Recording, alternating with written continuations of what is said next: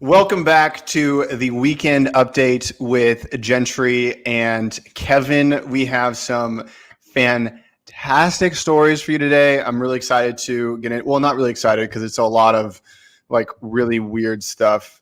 That's probably one of the biggest problems I think with covering conservative news. Anyway, we got some really important stories for you today because New York City is being retarded.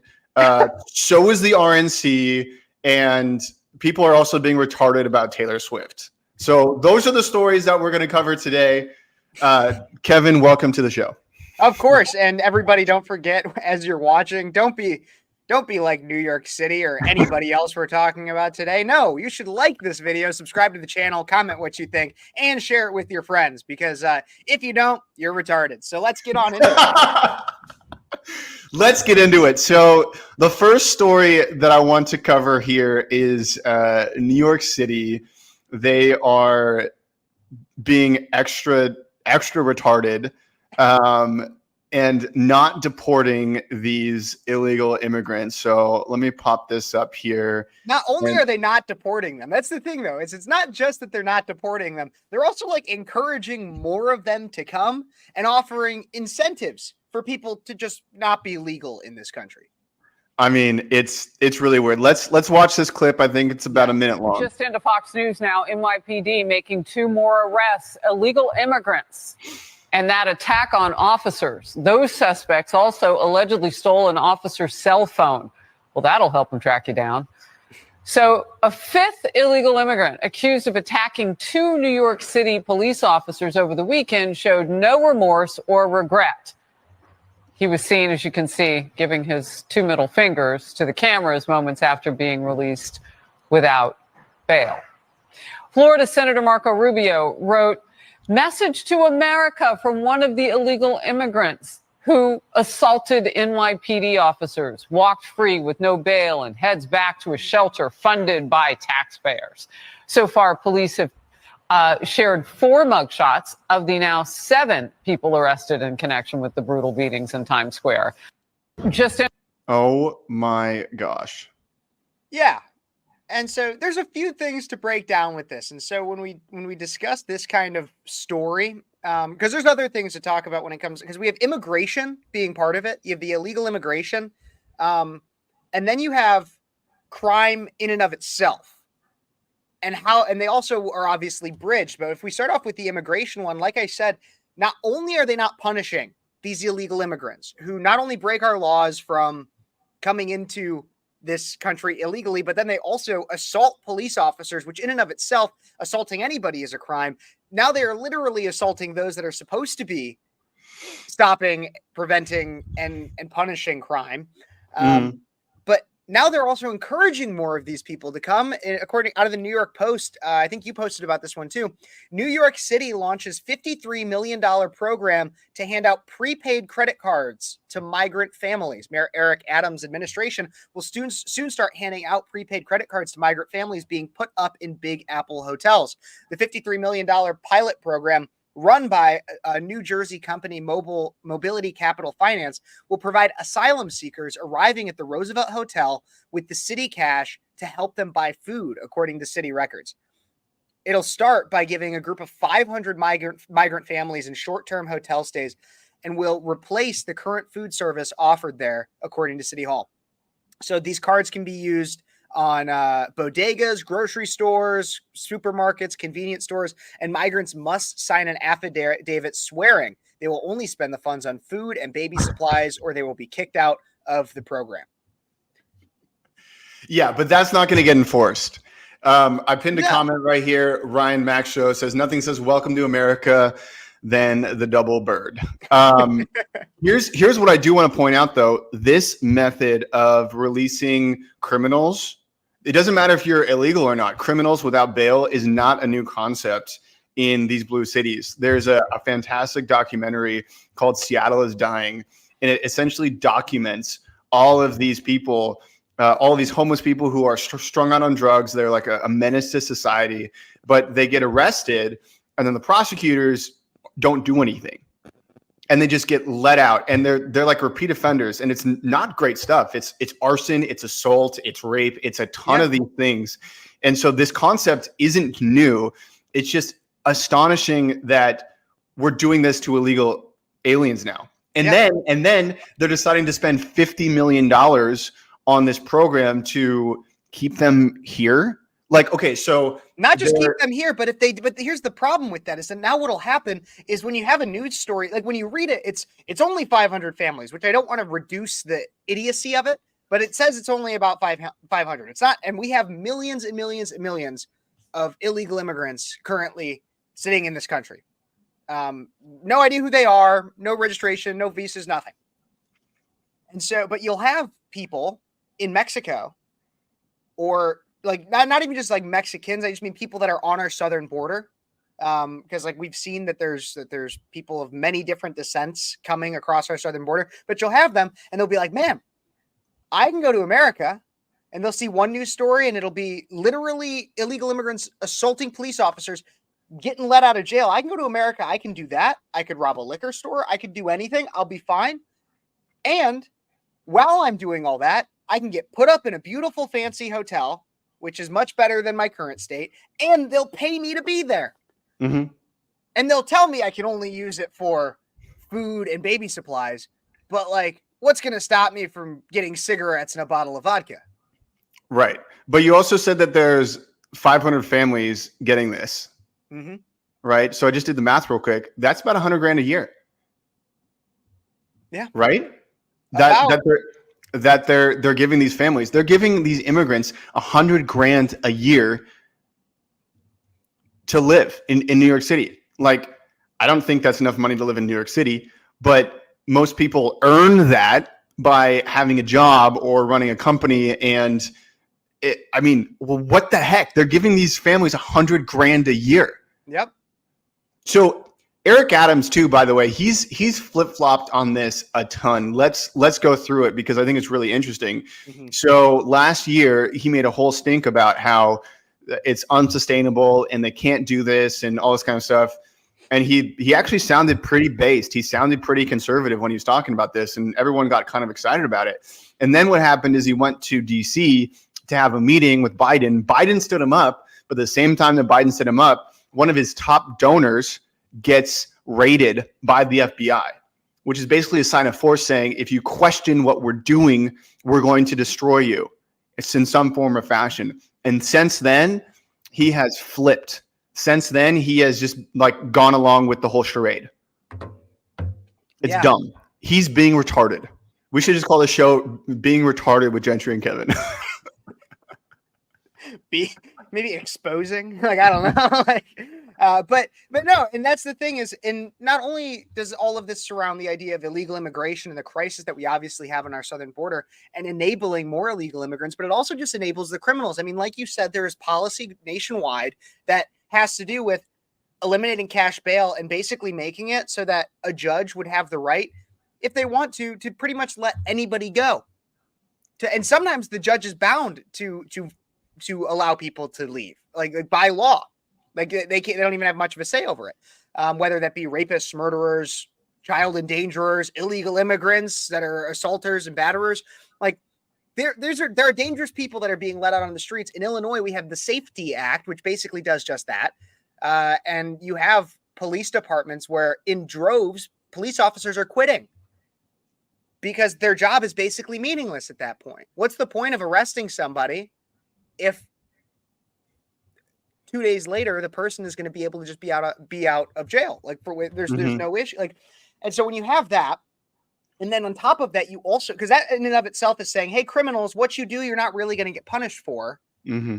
And then you have illegal immigrants who are benefiting off that system. And so that means you'll have legal citizens who are already people that are succumbing to criminality, which will now say, well, if an illegal immigrant can get out of jail and basically get given the monopoly get out of jail free card, then I'm just going to go commit crimes because I don't even have a risk of maybe being deported one day. I'll just get out. Right. So there was even another thing that kind of caused a stir. this last week when it comes to the immigration thing, and I'm curious your thoughts. It became a proposal from somebody, I don't remember exactly who, but to offer a pathway to citizenship through military service. And it kind of became a very controversial idea. And I'm not sure how I feel about it. I'm not 100% sure, but I wanted to know your thoughts. It is the dumbest thing I have heard in forever. Really? Forever. Because what these people are ignoring, right? They're trying to come at it from like the empathetic position. By the way, the left has weaponized empathy because they've made it into this thing where our country is so great, even though we hate it.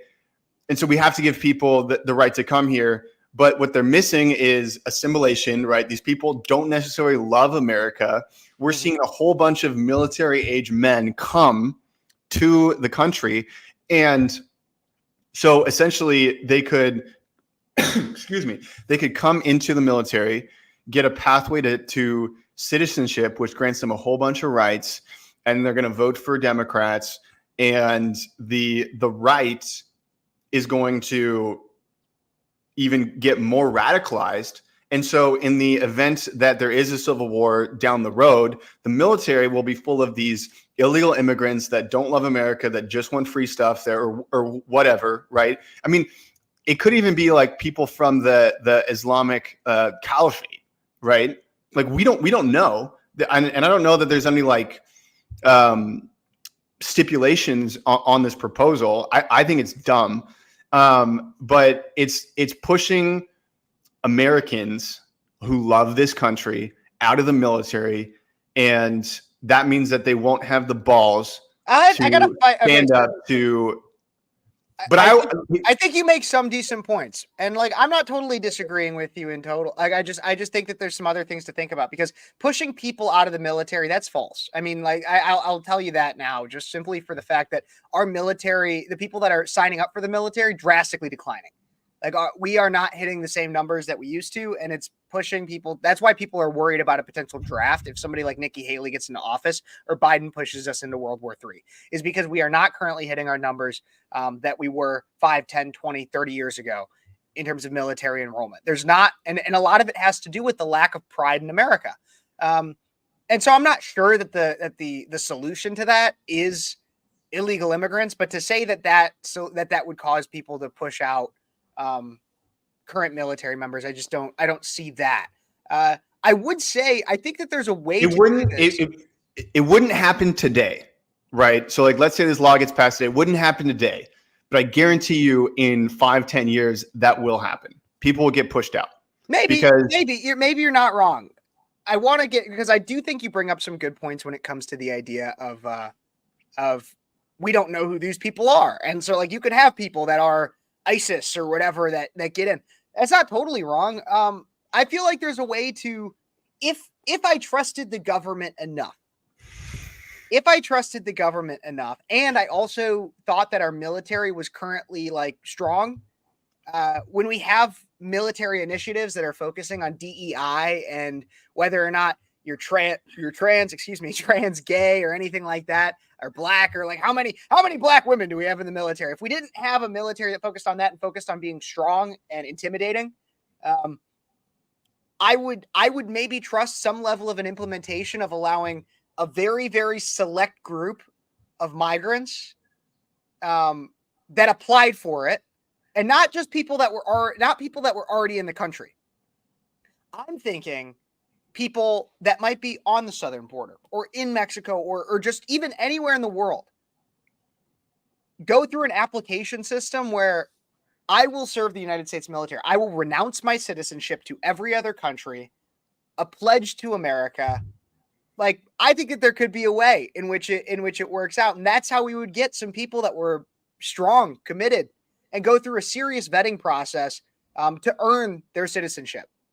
Okay, so what you're describing would be like a fraternity hazing where let's do it. Yeah. Where they're on the southern border, they get picked up in a van, they get blindfolded, and then they get thrown into boot camp. Not like right. That. No, it's like you have to go through an application process similar to like it could be when you're applying for a visa from anywhere in the world. for whatever reason, you can like on there, it can be a part where it's like, would you be, or are you like, is your visa for military service? Like you could sign up. Like, that's what I'm thinking. Like you could sign up for a visa for the purpose of coming over, pathway to citizenship, serving this country. But there are stipulations like having to renounce any other citizenship, so that you would only be a citizen of the United States. And like some level of a very strict form of punishment if there was any kind of insubordination or treasonous behavior. I can see where that, I mean, I can see how you're thinking that. I have less trust in the government than you do. Obviously, I don't think you want that to be a headline. Kevin trusts the government. I'm being clear here. Trusts the government. I want to be abundantly clear. All of this is under the qualification of if I trusted the government more. I don't. But like in a perfect world, like Kevin if I was, Phares trusts the government. That's what the headline is going to read. If I was fascist dictator of the United States, then that's how I would do it, because I would have control over it. I do agree with you about the declining rates of enrollment in the military. And I think it's because we've gotten so soft, all these woke policies, right? Blah, blah, blah. We could talk about that for a long time.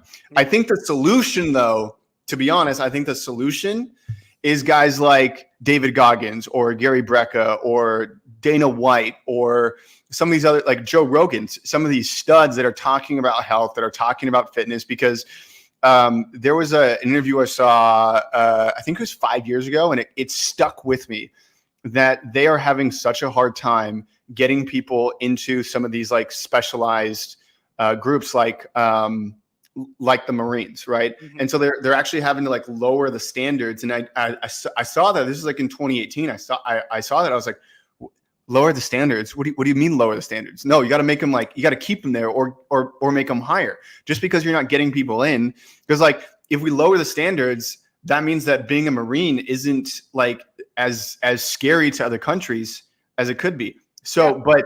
But my point is, I think that these guys who are talking about fitness, who are talking about health, are like not infiltrating. What's the right word? Getting into the minds of these young men who potentially could join the military. And I think that like right now, the military sucks. Right, because of all this like DEI stuff, like it just does. Like, well, there's that, they're not even focusing on their target demographic. Like, this is just a marketing thing. So if you look at the current demographics of the military, it's like people that look and act like me are the majority of the military. The majority of our military, like in the 70s, if not early 80s%, it's mid 20s, early to mid 20s, straight white men. But based on, if you watch the commercials they put out, for the most part, oh man, well, Destiny is a 28-year-old Black woman who is a first-generation college student and the daughter of two moms. And she joined the military, and she's like also like a 5'1", like 115-pound girl. Like, probably could still kick my ass, I'm not gonna lie, but we're talking about the how it looks to other countries. And if the focus of your advertising, that's the headline right now. And if your focus of it is like, I started from a young age fighting for queer rights, and now I fight in the United States military, that would not motivate anybody who looks or acts like me. So what you're saying is the military has a marketing problem because they're trying to market to the woke moms.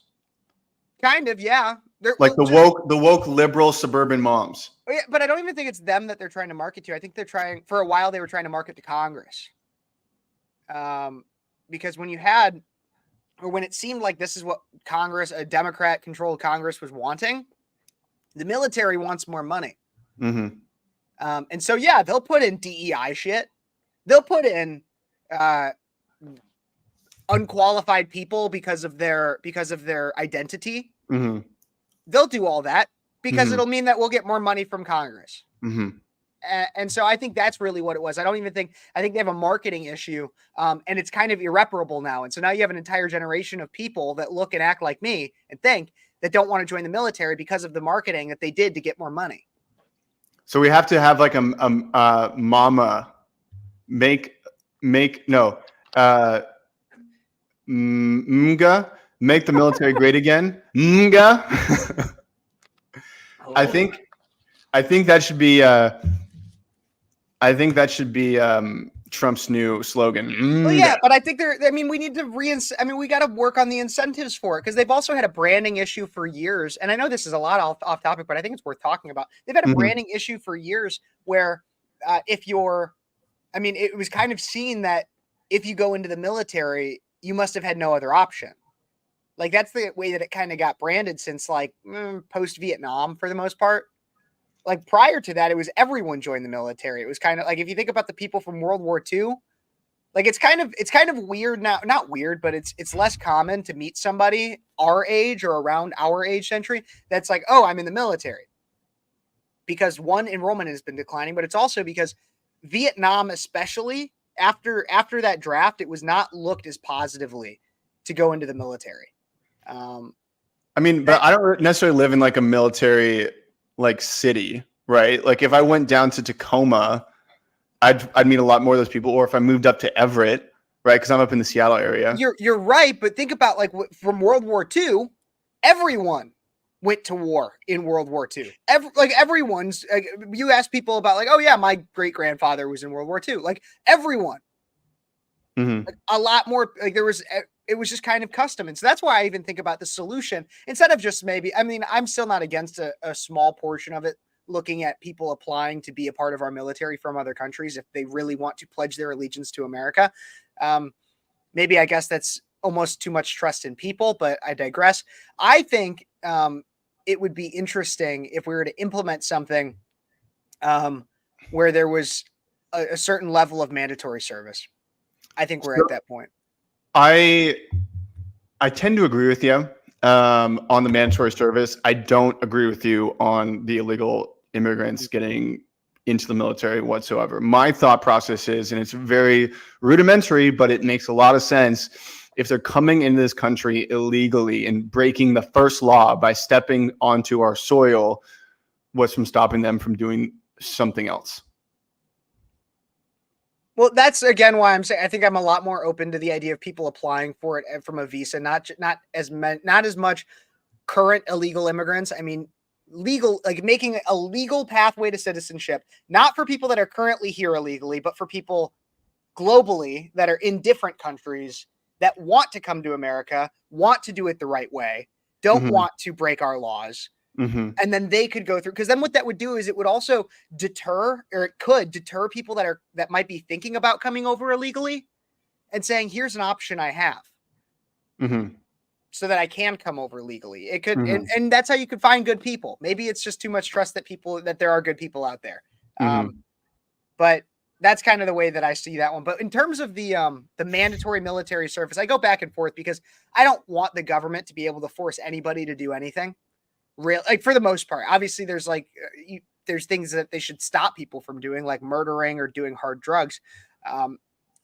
But I do get conflicted with it. I lean more towards that, though. I think that there could be some level of and it should, but we as conservatives, we can't just like come out and be like, oh no, everybody needs to serve 4 years in the military. And that's exactly how it should be. It's going to be a more convoluted discussion than that. Like, what does that service look like? Because obviously not everyone who joins the military, nor if we make it mandatory, can everybody do like hand to hand or even just ground combat. Like you'd have people that they would need to, like if you have somebody in a wheelchair who's like a paraplegic, there are definitely desk jobs or something that they can do that allows for their disability in the military, you know?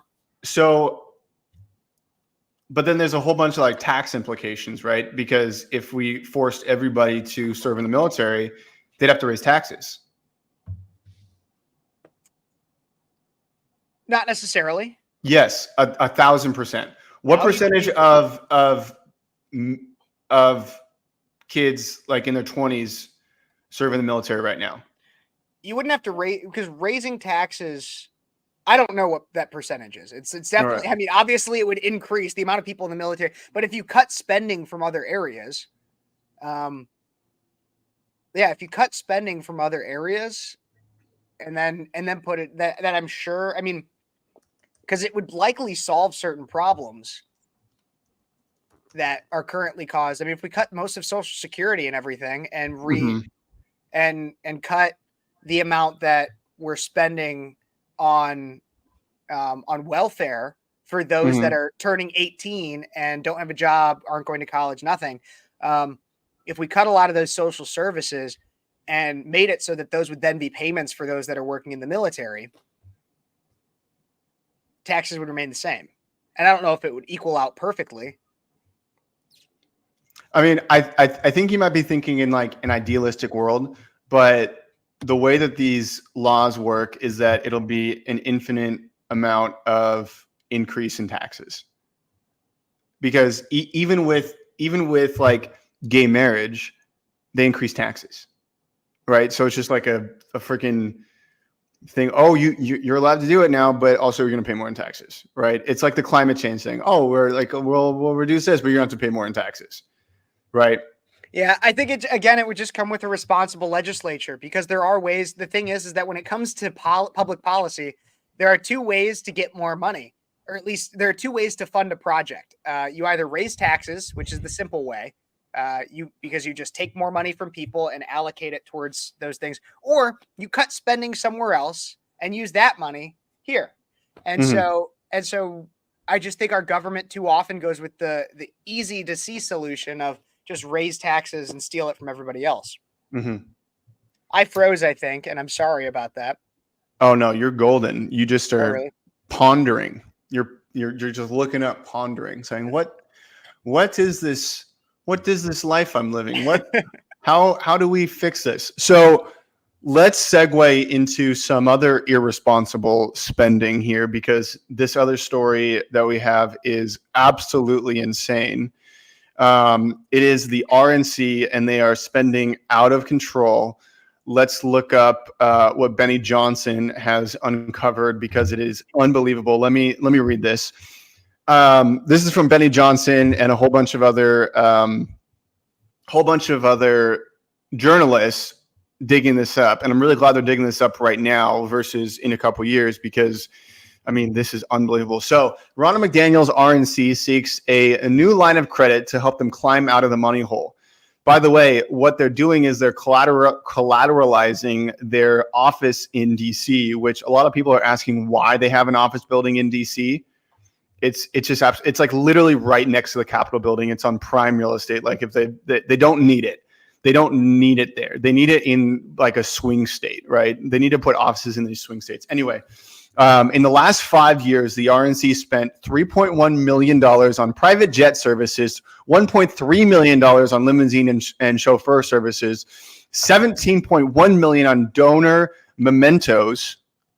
So like gifts after you donate, $750,000 on floral arrangements, $80,000 in alcohol-related expenditures. They spent $80,000 on getting people drunk, $400,000 on luxury entertainment, and then here are some of the expenses just from the 2020 election cycle. Gentry, I'm going to reset my camera and stuff real quick. Keep introducing the story. I will be right back. Okay.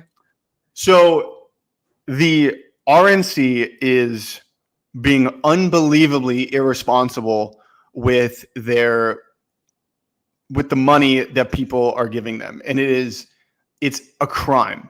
I really think it's a crime, because they're LARPing as people who are trying to help us. They really are. It's just unbelievably frustrating. Let me reset the screen here. It's unbelievably, it makes me really frustrated. The DNC is not spending money like this. I want to just make that perfectly clear. The DNC is not spending money like this at all. Perfect. I am back, everybody. I'm sorry. My computer is only.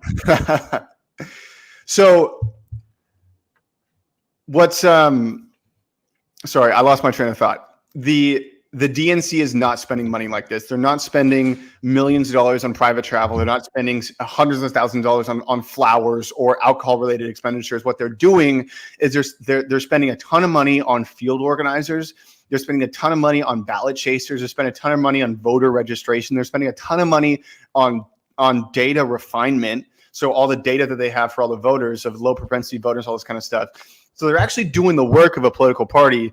And the RNC, they're also the DNC is also spending a lot of money through political PACs and stuff like that on influencers, right? We've all seen Harry Stinson or whatever the guy's name is, Harry Simpson, right? He's a big old simp for Joe Biden, and he's relatively effective with keeping people fired up about the Democrats and against Donald Trump, and he's getting a ton of a ton of reach, a ton of money, and the RNC isn't deploying any kind of influencer marketing, anything like that.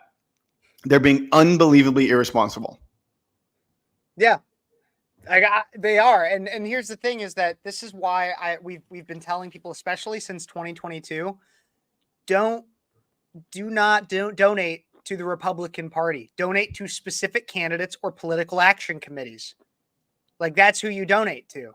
Mm-hmm. Because the Republican Party and Ronna McDaniel, and this is what really pissed me off too, is, I mean, we had the whole re-election attempt to get Harmeet Dillon into heading up the RNC, but enough people had been brainwashed into believing that Ronna McDaniel was doing a good enough job.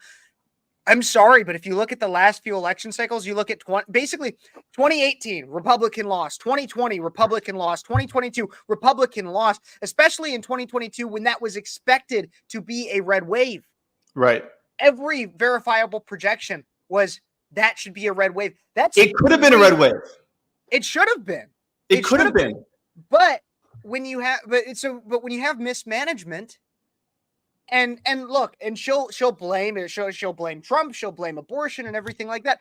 Those might have had some level of an effect, but I guarantee you, had we put spending behind the right people and strategically ran the party, we wouldn't have snatched defeat from the jaws of victory like we basically have in my adult life. Yeah, there's a really good comment I pinned right here. The RNC is using retarded girl math and having parties, which is essentially what they're doing. No, but you're 100% right. 2022, it could have been a red wave, but the RNC was too busy spending money on private jets and floral arrangements and alcohol instead of on ballot chasing initiatives. Yeah.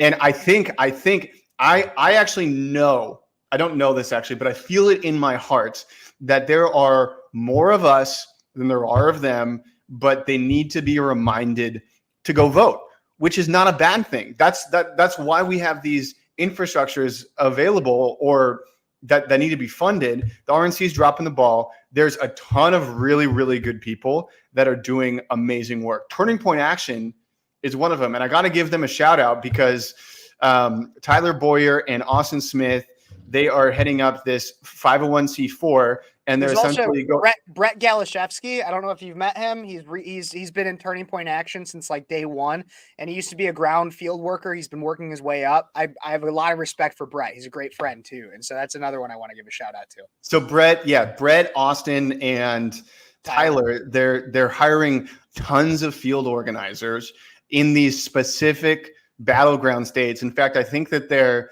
even holding the Turning Point Action in Michigan this year, right? Which is which is a brilliant idea. Like, don't have it in Florida because that's already a red state. Like, figure out a battleground state to get that in. Scott Pressler, I'm following him on Instagram and Twitter. He's doing a fantastic job going and registering people at churches, at gun shows, Bass Pro Shop, and he's really moving the needle. And what people need to realize is that it's not just like cast a really wide net and hope that it works.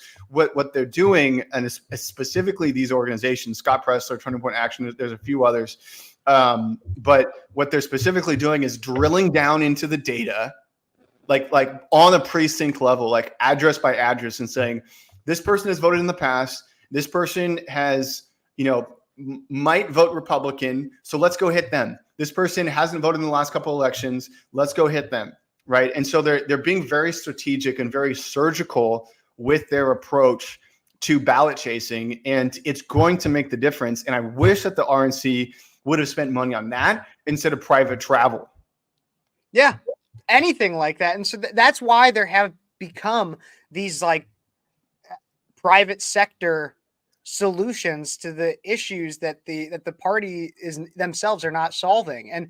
And you talk a little bit about like what or like these there are more of us than there might be. I don't know the numbers, but like I'd like to believe that as well. The biggest thing is reminding people or answering the question to people of like there's so many people where I'll hear my vote doesn't matter. And the problem, in my opinion, is the problem is you have people on our side that will respond and be like, "Of course your vote matters. It does."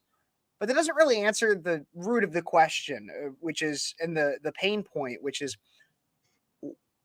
why would if my vote matters, how or why? And the truth of the matter, as I would tell anybody, is you're right. You as an individual, you singular person, in terms of a presidential election, your singular vote likely doesn't really matter that much. But if you and him and her and him and her and him and her and everyone else in your neighborhood, in your city, thought the same thing, then your one vote would matter. Mm-hmm. Because all of theirs does too when it's combined. Mm-hmm. And so that's how you have to, like, that's the thing is you're right. Your singular one vote doesn't really, but if you don't, and everybody else has that same mentality, then we're going to lose and we're going to continue to lose. Well, here's where I think the hope has been sucked out of the Republican Party is that there is this idea that our vote doesn't matter. Mm-hmm. And on the flip side, with Democrats, they know that their vote matters. And so they go out and vote in droves. And that's why they do it 2, 3, 4, 5 times. No, but seriously, like hell, it matters so much to them. They're in the grave and somehow they're still voting. Oh my gosh. So, and this is like the really frustrating thing about all this talk about election fraud and, changing the votes, all this kind of stuff. The conservatives, like our vote doesn't even matter because they're just going to change the numbers in the system. Right. But I keep trying to tell people, and I'm really glad that Charlie's doing this too, that a bunch of other people are doing this too, like saying we have to still act like it does matter. And here's why. Like, we're not just pretending that, there's not election fraud, right? Now, if you want to go through like the legal route, potentially there isn't any because there hasn't actually been heard in court, right? I want to preface that. But it's harder for Democrats to cheat if we come out in droves. It's so much harder because they can't just like infinitely print votes. They can't just infinitely change numbers in the computer because then it becomes really obvious that there's a huge disparity in voter turnout versus what's actually on the ballot. Absolutely. Right. And so we have to act like it does matter. And every single vote counts. I'm telling you, every single vote counts. You'd be unbelievably surprised at how many people do not vote in the US. I think there was 150 million people who voted in the 2024 election. Yeah. That leaves 150 million people who didn't vote. Can you imagine if we got a ton of those people? It's more, but I just not everyone's voting. You're absolutely right. And I guess that's because then you'll also often have politicos that will answer that, and they'll, from kind of a pretentious standpoint, saying like, well, that's just a reflection in a sad state of society. And I'm like, yeah, but if you keep looking at it at that as it's just a sad state of society, which it might be, but if that's your only outlook on it, then you're not seeking any kind of a solution. Like, wouldn't you want better from your America? Wouldn't you want better from the system we currently have? Wouldn't you want people to exercise their right and also to know how the right actually works? Here's the thing. I don't think Democrats want more people to vote. I don't think their thing is, I don't think they'll always try to masquerade and say voter ID is racist. We want as many people to vote as possible. Republicans are the ones that don't want people to vote. I don't agree with that. I mean, when we have 50% of the country not voting, if not more, I would believe that Democrats don't want people to vote because they know that the rest of those people probably would vote against them. I mean, if they really thought that all those people that weren't voting would vote for them, then they wouldn't be so ardent on illegal immigrants coming into this country. They wouldn't be so for. If they thought that they could get those people to vote and it would benefit them, they would. Mm-hmm. Mm-hmm. I mean, because they try to get every single person, every single area, territory that they know would benefit them, they try to get them to vote. Felons, they get in terms of presidential elections, they try to give DC statehood because they know if DC had statehood, it would add more seats for them in the Senate.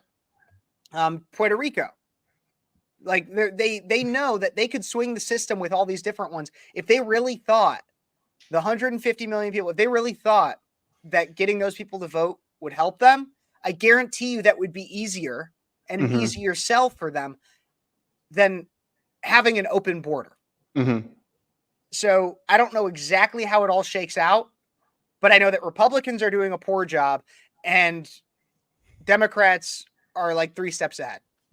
So I don't actually think Democrats are 3 steps ahead as far as like policy goes, definitely in the infrastructure. But to be honest, Joe Biden just going up and speaking is one of Trump's greatest campaign tools. Seriously. So 2020, everyone voted against Trump, right? People didn't really like Biden. And fewer people like Biden today, but a lot of people were voting against Trump. 2024, I think that a lot of people are voting against Biden because it's gotten so bad. The world is in disarray. Gas prices are through the roof. The economy's like inflation is out the window, right? It's so much harder to live now. The sentiment that I'm seeing online is that people are saying, hey, I don't really like Trump, but we had money. We were able to live under Trump. And they're starting to see that these social issues that we keep kind of fighting about aren't as big as a thing. I think 2024 is going to have a lot of people voting against Biden. Now, the wrench that got thrown in there was RFK, right? And so I think people are going to try to see like, well, maybe I'll throw a vote to RFK, blah, blah, blah. The only stance that I think that he's really, really good on, and I've said this a lot, but I'll say it again because it's worth repeating. The only stance that he's really, really good on is the COVID stance. Yep. Right. That's it. In every other respect, he is a socialist Democrat. Yeah, and people are going to try to paint him as a. Well, I'll give you COVID, and I don't think. Hey, I'm not going to disagree with everything, but I do want to give him credit on free speech too. He does seem like he's a more free speech individual. At least, I mean, I don't think you could not be.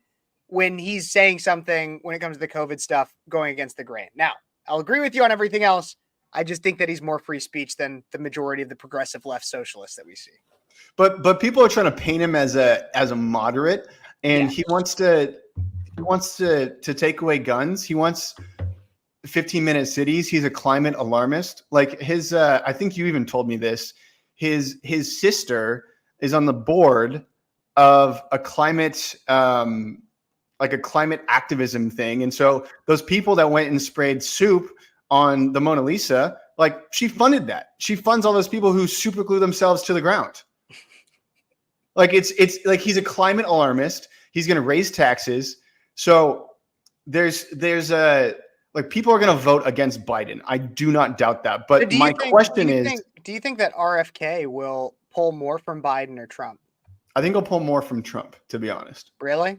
And that's what the polls are saying. Actually, at least the polls I've seen are showing differently. It's that because I saw ones, and maybe they're a little outdated now, but it was like 2-3 months ago. I saw ones where it was in a Trump Biden head to head. If it was an unknown independent, the unknown independent would pull about 10 to 11% of the vote. If it was RFK, it would be about 14% of the vote is what he would pull. And it was 3% it was 2% from Biden, 1% from Trump in the difference. And so from what I saw is RFK would pull more from Biden, but it was within a margin of error to where it could be a toss up. Interesting. But yeah, that's what I was seeing. But I agree with you on everything about RFK. I think that there's a lot of people on the right that see him as if he's like great just because he says something that they agree with. But that's a problem. Is like, look, Fetterman has been saying a lot of things I agree with when it comes to some of the Israel stuff recently. Doesn't mean I love the guy. Exactly. It just means to be a good Democrat, you have to have brain damage. So, Yeah. like, that's the way I see it. It's like you don't have to, you can recognize that somebody does something good once, but a broken clock is still right twice a day. So, talking about RFK, I'm glad I brought this up because he has had a little bit of controversy recently. Have you seen the TikTok comment? I haven't seen the TikTok comment. Oh my gosh. I'm gonna pull this it up. up. Let's see it. TikTok. This All will right. be good, I'm sure. Gosh. Okay. So let me go to images here and see if I can find the TikTok comment because RFK seems to be okay. Here we go. Here it is. I'm pulling it up. Bear with me, everybody. Stay tuned. Share this with people. If you haven't heard about this, this is kind of a fun little story. And all right. So here's what we're looking at here. Can you see the screen? I can't. Okay. I think you got to bring it on. All right. Let me do this here then. There we go.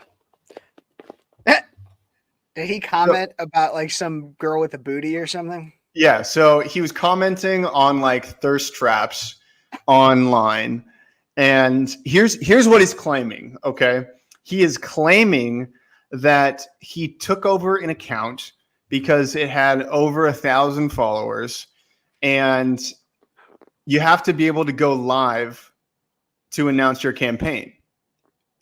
Right? And so he's like, when I first started, we couldn't go live. So we had to like take someone else's TikTok account and all this kind of stuff. I don't necessarily believe that because what are you going to do? Announce to the world that you're going to run for president for 1,500 followers?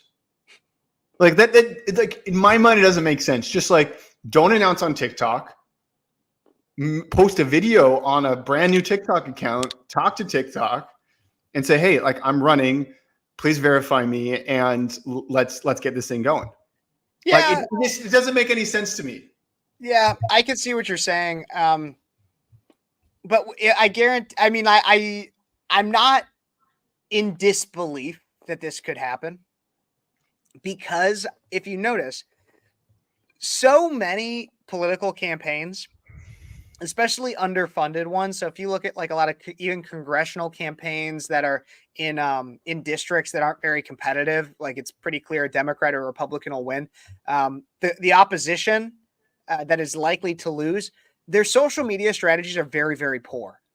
And look, by no means am I an expert in all things social media, but I'd say I have more experience than a lot of people that are in roles regarding social media, even. And like you even know more than I do. But the people that are really good at social media, the people that know that, hey, if you just post a video with the name RFK or Robert F. Kennedy, that in and of itself will do really well. And you could organically grow and you don't need to pay for a 1,000 or 1,500 account. You don't need to do anything like that. You don't have people that are that good because anybody who actually knows that kind of stuff has a decent amount of followers on their own. And like, they don't actually need to be working, consulting and doing everything for your campaign. Mm-hmm, mm-hmm. So I like the thing is I could see where you're not inclined to believe him. I'm not really either. But I also don't see, but I could see a route in which that actually was a real mistake because he probably had dumb people on his campaign that thought that was a good idea. Yeah. As well as I also don't see, would it be like, because I don't believe that it would be him on the TikTok, like that he'd be like scrolling through, just like, oh, look at that booty, like, yeah. Like I don't see it. I don't see it as him being what I would see it more as like maybe an intern that was supposed to be handling some of the social media. Didn't realize that they were logged in on that account, and but so here's the thing. Personal account, they would usually do crap like that. It did predate his announcement for president. Okay. And so the account was being run by someone else. Yeah. Great. So, It could have so been no him. matter It what, could no. Huh? It could have been him, like, just having just like an anonymous TikTok account, That's true. That's right? true. Could have been So could have been that. I getting don't know. down and dirty. RFK getting down and dirty. I mean, he does have a pretty interesting past when it does come to relationships. Yeah, I need to look into that a little bit more. I just know about JFK's fascinating history Yeah. with Marilyn. Yeah. There was a lot of these presidents, man, are just not good people as far as relationships go. Policy wise, they're probably amazing, but like philanderers and douchebags and No, absolutely. I think RFK is an interesting candidate. I think he will probably poll more than he usually does. Yeah. And I even saw there was a thing I saw about him, and I know this isn't what we were going to take it to necessarily, but I saw a thing about him that said he was open to running as a libertarian, like if the libertarians invited him. So he is actually trying to do that on the ticket. Yeah. And so the thing that I think is interesting about that is I think it would be both great and awful for libertarians. Like, I think it would be great because it would get their name out there a lot more. Like, a lot more people would probably consider vote. Like, a lot of moderates, people that don't like Joe Biden but also don't like Trump, would consider because of the way that Kennedy has framed himself. Not that he's moderate in and of himself. And if anything, I don't even believe that he's very libertarian. I think he just hits more of a libertarian viewpoint on the vaccine idea. But I think it would be great because then you'd have people that are more open to the third party idea, but it would also be awful because then you would kind of be abandoning the meaning of being a libertarian to bring those people over, you know? So do you think that RFK thinks that he can win? No. So I think there's probably a financial incentive. I think he's also looking probably to get a position somewhere from someone. And I think he knew that running as a Democrat wouldn't allow. I think running as an independent and gaining a popularity through that would kind of like, you know how people play both sides in certain situations to try to like never get anybody on their bad side so that they can end up on top. I think that's what he's trying to do. Is he's like I'm not going to run as a Democrat because then that like looks as if I'm coming after Joe Biden directly, only Joe Biden. And he also knows that usually anybody in politics knows that if you challenge an incumbent president, your name is only going to be heard in one news headline as like, oh my God, Marianne Williamson is running for president. And then you haven't heard anything about her campaign for the rest of it. You haven't heard anything about it. And he knew that that's what would happen. But if he runs as an independent and he comes out with one crazy stance, or what, not crazy, but like a stance that sounds crazy to everybody, like, oh my God, it's a Democrat that's not forcing the vaccine down everybody's throat. Right. Then he'll garner media attention. And he's running as an independent. He's not threatening Trump. And we see what happens if you threaten, like you're DeSanctimonious. You're bird brain Haley. You're fat ass Chris Christie. Whatever. You get torn down. And so he's playing it where it's like, okay, if Joe Biden wins, then maybe if I garner enough popularity, he'll see as me as advantageous to bring somewhere along in his coattails. Same thing with Trump. I'm running as an independent. If Trump wins, I could have something in there. And so I don't know how long he'll stay in, if he'll stay in at the very end, but I guarantee you he will, if he does drop out, which I think he probably will. If he doesn't get a party to back him, like if he's not behind as a libertarian or something similar, then he'll drop out and his endorsement will be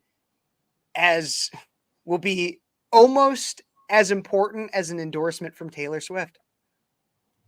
Oh, interesting. But when would he drop out? Because he doesn't really have to like primary, right? So like I think it would be around the times of when's the DNC? Isn't the DNC over the summer? Yeah, so the DNC I'm pretty sure is in May. Probably be around then. Yeah. I'd say May, June-ish, maybe July. Yeah. I'd say he'd keep going, see how much he could build, and then polls start getting more solid around that time. And so he could really, it will definitely be after both the nomination processes are set. Yeah. Yeah. Okay. I mean, I think he's playing really smart politics, though. I think he's smart enough. And he's obviously been in the realm for a long time. I think he's playing really smart politics. I mean, maybe he's playing it smart, but like, why would you run if you know you're not going to win? Why would you run if you're not going to win? Financial incentive, your name gets out there. I mean, think about it. Could you tell me anything about RFK Jr. before he started running for president? No. Exactly. Mm-hmm. That in and of itself is a reason to run for president. Hell, what about Doug Burgum? Did you even know who that man was? I don't know who that is. You still don't? He was North Dakota governor. Okay. Yeah. But the point is the fact I didn't even know who he was until he ran for president. Mm-hmm. And so maybe he's not doing as good of a job as RFK, but he got his name out there. At a minimum, that's how it is, because if you run for president, if you are of a position to be able to run for president, it is a fascinating tool to get your leg up in politics. Because let's say you're the governor, and let's say you're a governor of a state, like Doug Burgum. I don't know if this is why he did it. I don't know enough about him, but let's say you're Doug Burgum. You're governor of North Dakota, and you know that in 2 years you hit the end of your second term as governor. And so you know that you're going to be out, that you've hit your term limit. And so you need something else. Well, you know that you probably don't have the ability to actually win the presidency, but you think that you either could work really well in the actual winner's cabinet, or you know that if you get your name recognition and if you show yourself well on the national stage, you could run for Senate or some other statewide office, or probably not Congress. That's kind of a step down, but Senate is kind of a sidestep from governor, because they're both statewide offices that hold a significant level of power. Mm-hmm.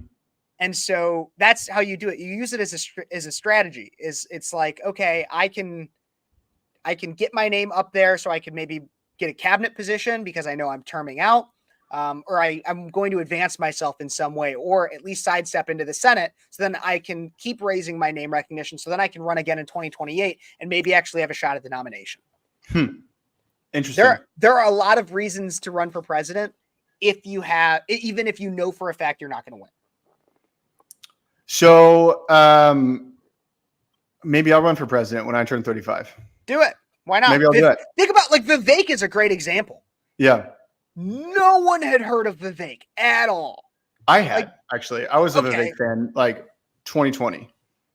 The vast majority of people, because he wrote like Unwoke Inc. or something like that, right? Yeah. And so but nobody had ever even thought of him. Even if you had heard of him, he was not somebody you really thought, because I think I had heard his name before prior to running for president, but you didn't really think of him as a politician or somebody running for office. He was at best a mid-tier commentator.